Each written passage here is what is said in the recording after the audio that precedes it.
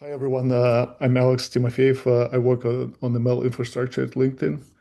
Over the next 15 minutes, sec, I switched. Okay, yeah. Over the next 15 minutes, I'll walk you through we built when we try to put Dell storage tier on the same boxes as running a GPU workloads instead of next to them, right? This is an engineering and operational talk, not a vision talk.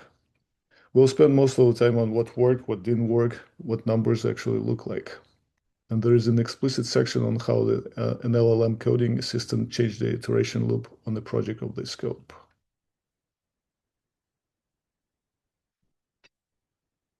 I'll move quickly through framing. Most of the value is in the engineering and benchmark section, and there is also an appendix with some extra material if we want to um, dive deeper.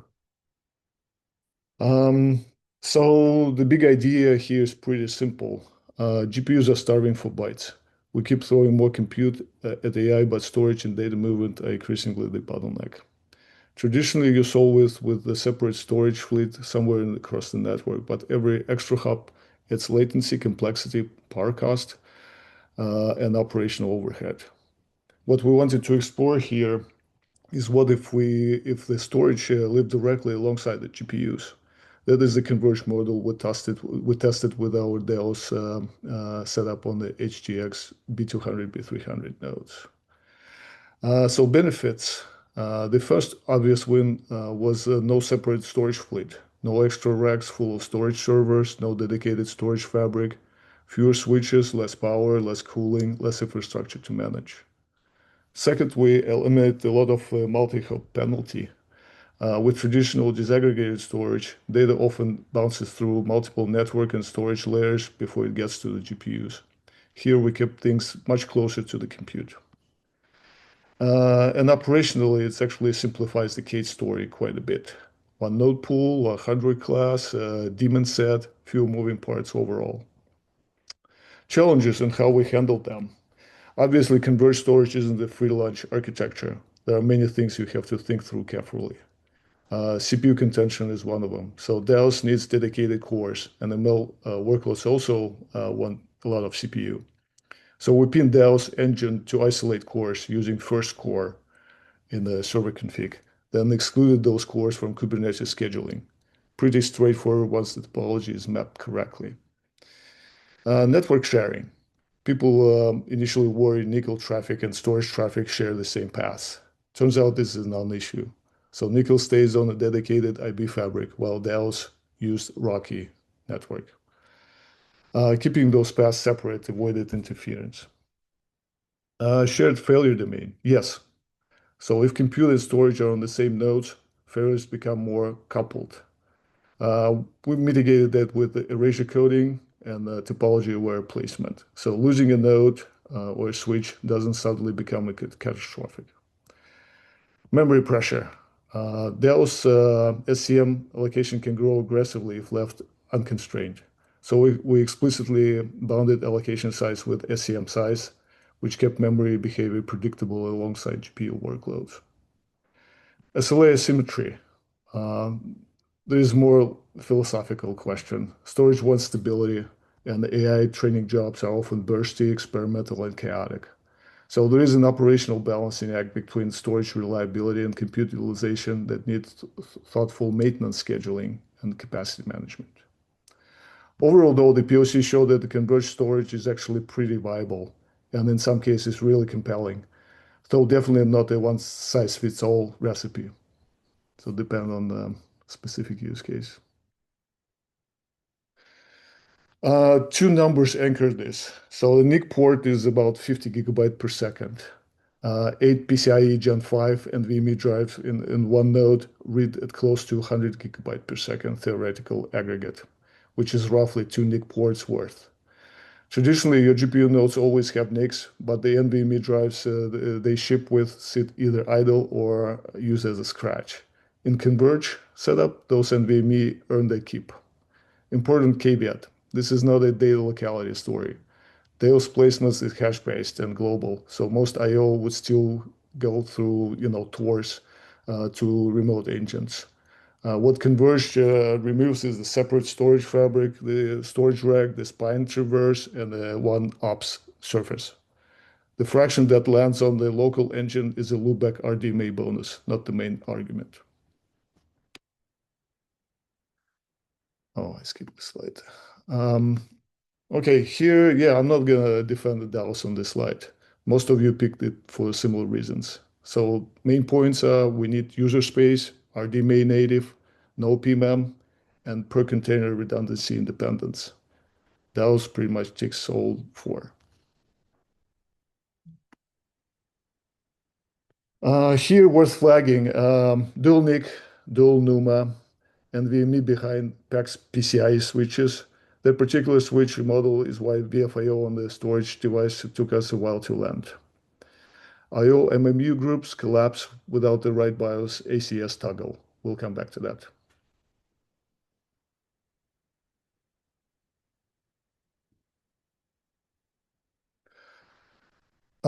Two design choices worth flagging here. First, we put both Rocky NICs into the same TOR, single home, no dual home, and accept the TOR is the fault boundary. Second, we combine the in-band management and the storage data plane on the same Rocky fabric. Nickel stays on the separate IB, NDR, or XDR fabric, as I mentioned before. That deviates from a DGX SuperPod reference design, which uses dedicated storage fabric. The trade-offs we made simpler ops and lower capex in exchange for a bit less storage QoS isolation. The number says we can actually afford that. NVMe tops at 52 gigabyte per second per node. The 2 by 400 gigabit Rocky has plenty of headroom. RDMA PFC priorities handle the rest. Mac VLAN bond lets physical NIC keep their identities for native RDMA, while the bond carries SSH and management traffic. And we actually set the different MTU size on the physical ports versus the bond.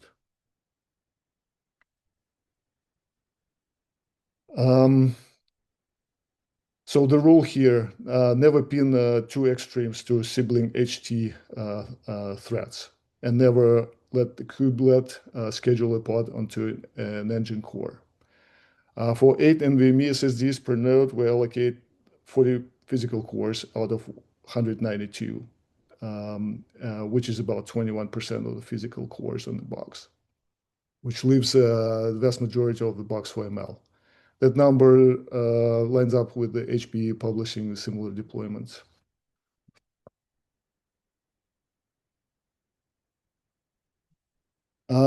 So this list ordered by what costs you most. RDMA CM stale state is number one. So at Kate's scale, where pods restart every day, you'll hit this within a week. Preemptive CM cleanup is your in the entry point helps, but UCX provider didn't work in our environment. So if we could implement UCX, that eliminates the problem architecturally, but we were blocked by a bug, which we're going to discuss in the next slide. VFIO was a BIOS attribute fix, not a kernel quirk. Earlier diagnoses were wrong. Swim is an upstream track. We run with a cherry pick patch until 2.8 lands. That has a fix. The first core gotcha in the is the kind of bug you only see when looking at the core, the wrong cores in the top. There are no errors in the logs. So you have to actually look for these things.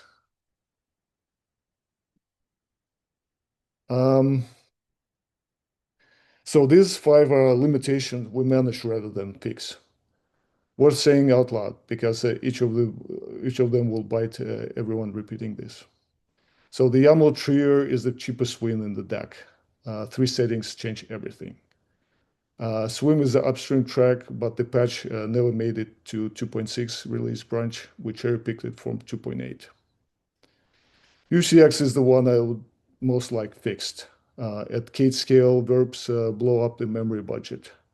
DAOS 18828 bug is open, and would love to use DCX when that fixed.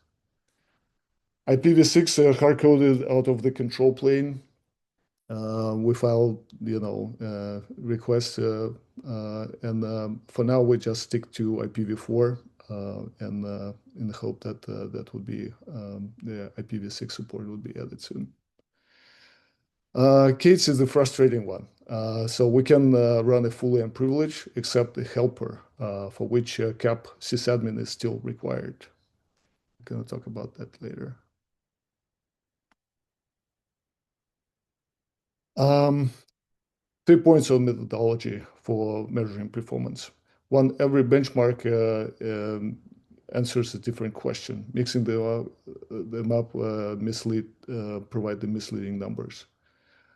Two, we use Stonewall on IOR with capital D key. Is it non-negotiable in our view? Without it, we measure ramp up. Three, always close the loop with the real workload. 600 gigabyte per second aggregate doesn't matter if PyTorch can't actually consume it. And we run all these benchmarks separately. So these results are from a single client talking to three DAOS servers. So you can see peaks at 91 gigabyte per second from a single client, which pretty much hitting the NIC ceiling. 4 megabyte sequential write drops to 59. That's an NVMe write cliff behavior, not a DAOS issue.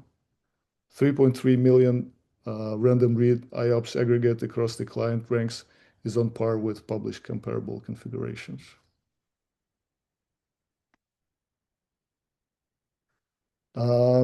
This is the 14 node aggregate numbers from a prior generation of our test bed. Agent and servers collocated and tested with IOR.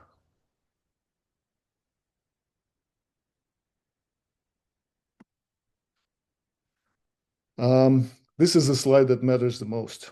Real recommendation model training run pointed at DAOs in two ways. Through a diffuse, first where most teams would start, then through a purpose-built C++ extension that opens DAOs URI natively. Same data, same model, same 8 GPUs, same 10 steps.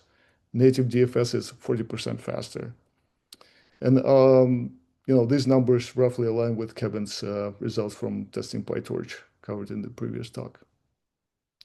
After this change, the bottleneck moves from the diffuse fuse path into Avro parser. And that is the CPU problem, not the storage problem, exactly where we want to be.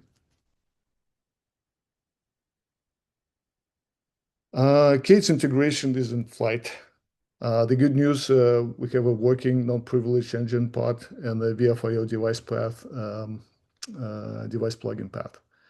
The bad news, the privileged helper still wants a cap sysadmin because of how DAOS gets IOVA mode get UID. So there is a patch in upstream that would eventually let us drop that capability. CSI probably not the direction we want to hear. PyTorch and data loaders would ideally talk to DFS directly rather than going through PVCs.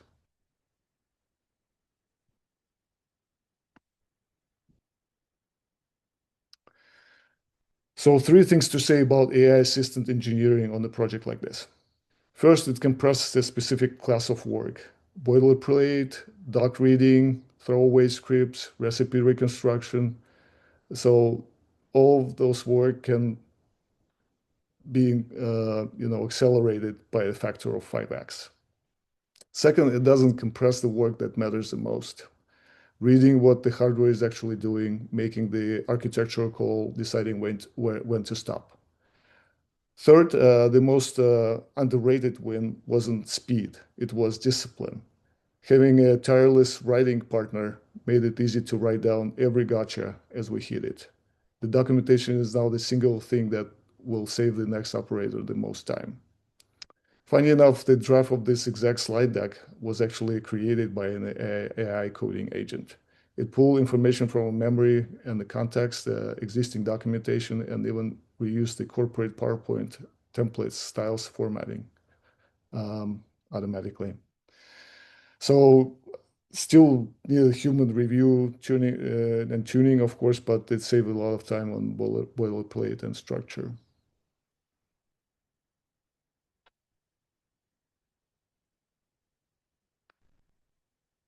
Sixth rule of thumb, if you take one thing, check redfish BIOS attributes before kernel rabbit hole. We lost a lot of time to that. MacVLAN bond pattern generalizes to any RDMA on bond setup. And native DFS in your data loader will outperform diffuse for any workload where the parser isn't already a bottleneck.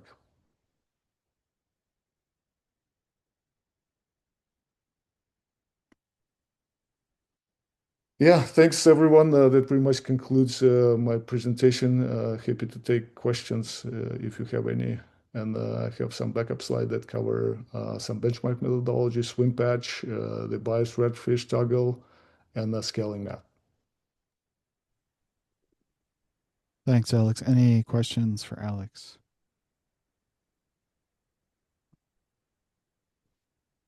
Maybe I can just ask you a general one. So basically you have this prototype work.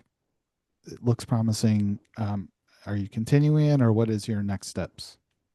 Yeah. We're very interested in continuing. Um, so we're still discussing how the actual production rollout is going to be, what would be in the scope. Although initially we'll probably go with something less critical, perhaps checkpointing would be the first use case we're going to tackle. Um, and essentially, once we get more comfortable with the technology and operational aspects of the solution, then we'll be onboarding more use cases as we go. Great, thanks. I got a couple of questions, Alex, Go ahead. just about your thoughts on it. First of all, this is great. Been wanting to do this for a long time, so thank you very much. I'm curious what you think the importance is of being able to support, excuse me, DAOS nodes with different configurations in these hyper-converged environments. Do you anticipate all of the compute nodes within a DAOS system all being uniformly configured with the same memory, same SSDs, et cetera? Or do you anticipate a need for some hybrid for different, like divergent GPU or SSD configurations? And then the second question, I'll yield the floor, is when we layer this as a caching tier above a network attached array of storage devices that say maybe have QLC media in them or something like that, in your mind, do you think those are two separate DAOS systems with tiering between them, or do you imagine that to be one large DAOS system just with different targets in different locations, and some are hyperconverged and some are not? It's just a large constellation of DAOS targets in a large DAOS system. Mhm, mhm. Yeah, so the first question. So in our case, all servers would look the same in our setup. So we're standardizing on the particular SKUs. So I don't actually anticipate that we're going to have a mixed configuration within a given pool or cluster. So if some nodes happen to be have a different config, then we'll probably create a separate cluster, separate pool. So that's not of huge, I would say, interest to us, have that mixed hardware config. And on the second question, um, could you remind me what the second question was? Sorry. Yeah, it relates to, excuse me, a set of DAOS nodes that are targets like we can traditionally consider them, that are dedicated for storage, in conjunction with an implementation like what you're describing. Oh, yeah, that's right. Yeah. Do we think of that as two separate DAOS systems or one large DAOS system with data movement between them? Yeah. So ideally, we want to stick to an architecture where DAOS is high performance tier, tier one or high performance scratch, not a stable tier, right? We probably want to pre-warm data in the high performance tier when needed, crunch on that data and then upload result back to a stable tier. So as a stable tier, today for us is HDFS. We have exabytes of, in HDFS that would likely be replaced by some object storage of some kind. That for us would be a source of truth and a stable tier, and DAOS would essentially pull from that data library into high performance tier and for processing, right? So that is probably the architecture or workflow we'll be targeting. But Okay. of course, any given cluster may have, different DAOS clusters with potentially different hardware configs as we discussed previously. Yeah, it's all to be defined, and we don't have like a set in stone plan for that yet. Right, sure. So I can imagine in some scenarios where, I mean, all roads lead to DAOS, of course, where the external tier is a QLC based DAOS with some compression or deduplication function or Yeah. something like that. Yeah, Sort of QLC backing. looks really attractive, especially knowing where the NVMe cost is, and availability is continue being an issue. And it looks like QLC support would be added next year, if I remember seeing the Yeah. slide. But Uh, in principle, you see them as separate systems with some data movement and tiering between them as opposed to one large system. Okay, I got it. Thank you. Pretty much, yeah. All right. Any last questions for Alex? Yeah, I just had a quick question about the custom data loader. I'm assuming your ecosystem was Python. So going back to a slide Johan showed earlier, I'm just curious if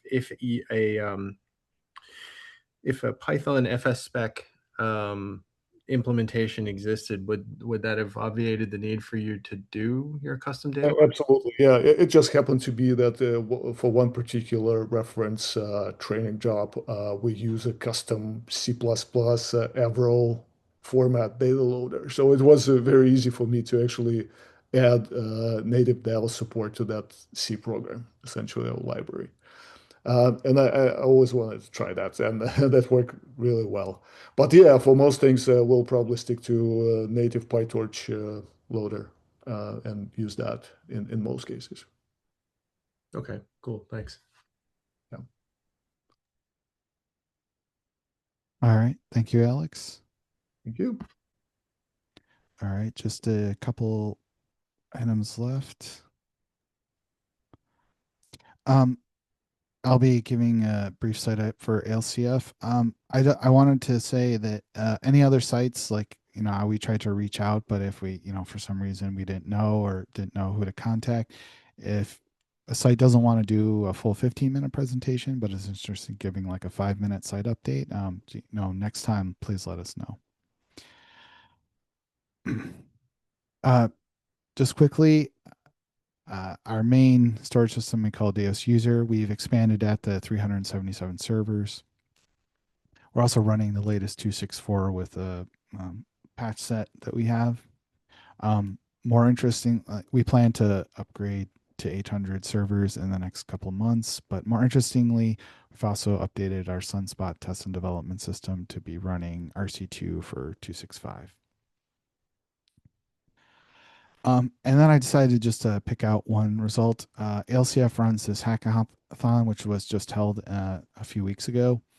And these are teams that are looking to run on our system in the future. And so they come and work on their code. And on the last day, in the last 4 hours, then people will ask about tuning their IO. So one team in particular was called Entity Dev. They have a code that uses Adios 2 for their storage. So they were just using the POSIX backend, using the standard Pilfer DFS intercept library. And so he started running, and I helped him with a few issues, but he eventually got his 4K run to get up to 1.7 terabytes a second. And he had two different modes. I'm not an Audios 2 expert, so the quote unquote improved thing is configuration given to him by someone else from the Audios team. But I believe the main difference between the yellow line and the green line is that in the green line, he's using asynchronous IO. And so the effective throughput for his application is probably seen as higher, although the absolute performance is similar to the synchronous. But here's a user who, with minimal help, got up and running and got relatively good performance out of the box. So with that, I'll stop. If there's any questions about ALCF, I can take those. Otherwise, we'll have our last speaker, Andre. Hi, everybody. So I'm running the last today, and let me also accelerate and make sure that you get back on time or with a little bit of delay. So I'm a product manager for at HP for the system called K3000 that was mentioned several times already. So this is the our full appliance based on DAOS and some additional development that I'm going to talk about. Part of that presentation I already shared during the DUG at Supercomputing last year, so I'm not going to repeat myself, but rather I will add some updates that we recently had. So just to bring you to the whole picture of the HP HPC storage portfolio, to be very clear, we have two product families coexisting together at the same time. And in my later slides, you will see how we really approach with these families at the actual customer products. And one family is based on Lustre. This is our traditional cluster store product family with E2000. This is our current system that is shipping. The E1000 is a previous generation of a similar system based on Lustre, and C500 was small scale installations of these systems. So the E2000 and K3000, they are two primary products that we are advertising for customers. And depending on the use case configuration, and each of these can be a standalone installation, or they could be a hybrid installation that I will cover later. The K3000, as I mentioned already, this is our approach for having the complete appliance setup. So what it means that the system is fully configured with everything that you need. It includes the fabric infrastructure. It includes the management infrastructure. And this is really putting our focus and attention onto how you control, how you deploy, and how you can make the DAOS installation easy to use and simplify as much as you can. So the system is designed to run from a small configuration to the large configuration. So basically, the minimum system setup that we advertise is 4 nodes, and that typically goes to some evaluation systems or some POC systems, because as you know, that you can't really experience some advanced options for re-recoding, and so you will be limited with these configurations as well. And with a 4,000, that's just a number that we picked based on what our capabilities that we think are totally possible with DAOS today. We are basing the design on all HP components, and I presented that last time already. So that is the Proline-based family that we are using in this design. Quite happy about that. That gives we're very well balanced between the performance and the density, and we offer several configurations of these. Our team is basically performing in addition to the DAOS team. We call it DAOS Core Engineering. The K3000 team is writing their own software editions that I will cover, and also has an additional infrastructure testing that we use, what's called scale testing. So to what the traditional CI environment that we have inside DAOS team, the K3000 team, in addition to that, the test full appliance model based on the different fabric configurations, based on the different user profiles, and they have their own metrics of how they qualify that for reliability and for performance. Well, our main goal is to make sure that the system is fully deployable in minutes, so that when from the first power on, only information that we need from a user is basically the IP addresses and the user access. So from that, the system is fully deployed automatically. For that purpose, the K3000 solution is running the additional management server, which is not part of the typical DAOS setup. And within this management server management node, it does the full deployment of the configuration of the storage nodes. So I'll talk about that a little bit later in details.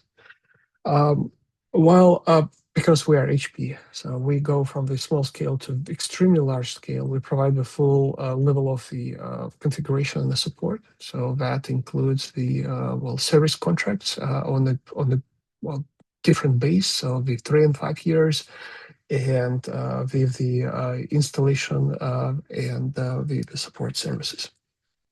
Of course, we can deliver in a different deployment ways. So the system can be delivered as a standalone. It can be part of the cluster store configuration as well. I mentioned that already for the hybrid systems. It can be part of our bigger HPC solution with Cray supercompute. And the nodes themselves can be delivered full assembled in racks, so like you see in the picture, or they can be rackless. And that's in case customers already have their infrastructure. We don't need to ship racks for that. Where are we seeing it? What's the best fit? Well, obviously, I don't need to repeat iteration that we know already. So that's the markets that really demanding for the high throughput, high I/O performance, and markets where we could see the demand for new use cases, where we see the deep level integration with the frameworks or middleware of applications. Of course, that's the typical areas where the DAOS and of course K3000 will fit the best. We also see that as the extremely high performance tier within the hybrid configurations with E2000. I think that's really important to mention that, of course, Lustre still exists, and the hard drives, especially configurations, they are still common, right? Users invest their time in buying systems that designed for capacity, such as with Lustre, and of course, in the current, especially time with all the challenges that AI created for the flash supply, there is a lot of interest to the hard disk-based configurations and the hybrid flash layer tier. So that for that purpose, as Ron also mentioned, we have some work in development for the data migration, data tiering, and how we support these various type of configurations. We open to adopt the new media classes. That has been mentioned already, that you will see work that is in progress, and that's also, of course, part of the K3000 objectives, that we have all the ingredients to do the hardware migration and hardware expansion when we need it. And the system itself, K3000 system, is designed that you can start small. We can provide you with support services with a small proof of concept configurations, and you can expand it to the larger systems. And that's a fairly typical for HP as well, to support such of these deals. In terms of hardware, I will quickly run over this slide, but I presented it in November, so if you haven't attended, we are using the DL'26 Gen 12 systems, which are Granite Rapids SP to dual socket platforms with lots of memory slots. That gives us various options how we can configure the system for the 1 DPC and 2 DPC, so 1 DIMM per channel and 2 DIMM per channels. And that provides us flexibility on the various memory configurations.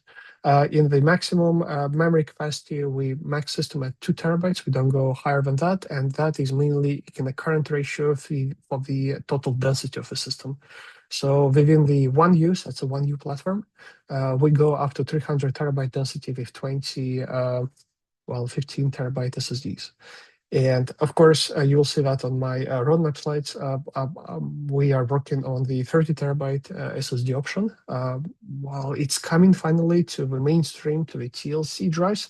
So not only just one or few cherry pick vendors do that, but we come to the time that all vendors having the 30 terabyte SSDs in their portfolio, and we are adopting that as well. in future, of course. We provide the support for all the possible fabric options. Of course, BNHP Slingshot is our primary fabric for the Cray supercompute.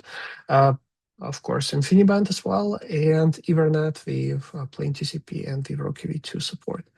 I mentioned that the management infrastructure is a part of a K3000 solution, and so that includes actually two management networks. One is the ILO-based, so from the management controllers, that's how we collect the telemetry from the hardware, and another is for the deployment with 10 gigabit Ethernet links that every storage node has connected to the admin node. So now I will briefly explain what are the key, I would say, areas where we invest from the HP K3000 product perspective into the development. As I already mentioned that while we take all the ingredients of the DAOS releases, this is not a fork, this is not any closed branch or whatever. It's a standard branch, but we take it together with additional components that we pack into the system and deliver that as a whole solution. So the primary component here that's managing all the orchestration and provisioning of the systems is basically the HP cluster management software. It's a package that we also deploy on the compute nodes. In the K3000 storage setup, this package is running independently. So it's only managing the storage infrastructure, and it's responsible for the provisioning and all the telemetry and the configuration. Our primary objective of the system is to be reliable and to be easy to use.